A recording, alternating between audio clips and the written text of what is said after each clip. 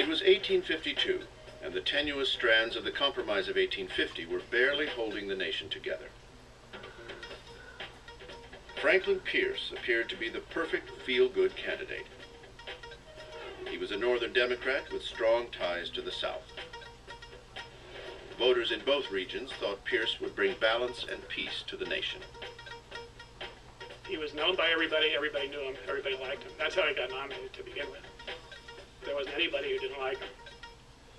Number 14, Franklin Pierce, Democrat, 1853 to 1857, 48 years old, from New Hampshire.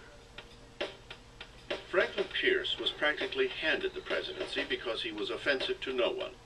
He would leave office reviled by all. Pierce had terrible timing throughout his life. Even his timing of when he got elected president was poor. Everybody called him Handsome Frank. The word that was used often in describing him was elegant. Extremely outgoing, very charismatic. Even people who didn't like him felt he was a wonderfully charming, interesting person. Pierce was well known as a man about town, a social and political butterfly of sorts with a penchant for drinking, often to excess. Being involved in politics meant being in taverns, meant slapping people on the back, buying them a drink, and the drinking culture in America this time was enormous. I mean, one scholar called it the alcoholic republic. Whether he was an alcoholic is hard to judge today, but he probably was. There were times in his life, however, when he did not drink and when alcohol did not seem to play an important role in his life, and that includes the time he was president. By all accounts, Pierce managed to stay sober during his presidency. But some believe he was not emotionally stable because of a terrible personal tragedy he suffered just weeks after his election. Pierce, his wife Jane, and their son Benny were in a train wreck. Pierce and his wife were unscathed, but their 11-year-old son was killed. The top of his head had literally been taken off. Right in front of his parents, Franklin Pierce grabbed his cloak and threw it over Benny's body, hoping that Jane wouldn't see it, but she did, of course, and that was a terrible tragedy to them.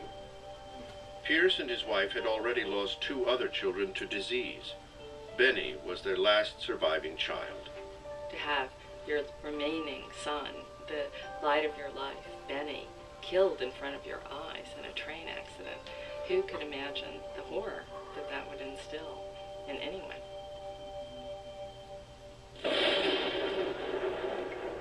Added to Pierce's troubles was the death of his vice president, William Rufus King, 6 weeks after the inauguration. And things were about to get worse. Early in 1854, Pierce received a visit from members of his own party, including Illinois Senator Stephen A. Douglas. Douglas informed Pierce he was sponsoring a bill called the Kansas-Nebraska Act. The Kansas-Nebraska Act is one of the key moments in all of American political history. The act was designed to repeal the Missouri Compromise of 1820, which banned slavery in states above the southern border of Missouri. The intent was to let the new territories of Kansas and Nebraska, both north of the boundary, decide for themselves if they wanted slavery or not. Douglas promised to make Pierce's presidency a living nightmare if Pierce didn't support the scheme.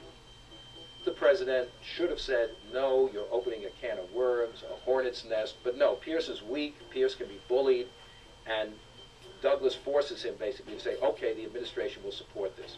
And so Pierce basically caved into them, and as a consequence, most of the Northern Democrats in the Senate and exactly half of the Northern Democrats in the House supported the bill, and that was just enough to get it through Congress. Anti-slavery groups in the North just went berserk over this bill. They went ballistic. Among the outraged was a little-known politician from Illinois, Abraham Lincoln. Lincoln was so angered by the blatant pro-slavery act that he helped create a radical new political party to oppose the expansion of slavery, the Republican Party. Previously, he talked about slavery now and then, but basically he'd just been a fairly ordinary Whig politician. The Kansas-Nebraska Act brings Lincoln back into politics. And it brings him into politics as a spokesman against the expansion of slavery. It galvanizes Lincoln. Meanwhile, in the Kansas Territory, anti- and pro-slavery settlers were literally fighting it out. On May 21st, 1856, pro-slavery forces burned the abolitionist stronghold of Lawrence, Kansas, down to the ground. The whole political situation begins to disintegrate, and Pierce is completely incapable of putting it back together again. Pierce failed to see his role in the deterioration of the Union. He genuinely thought he had a shot at a second term, but even his own party rejected him. Pierce returned home to New Hampshire, his reputation ruined. Several years later, after his wife Jane died, he returned to heavy drinking and lived his remaining years as a recluse, perhaps the saddest legacy of any president. Presidents are, what can I say, they're victims of whatever happens both during and after their terms. So I think Pierce's reputation will not recuperate anytime soon. But as tragic as Pierce's presidency had been, it would pale in comparison to his successors.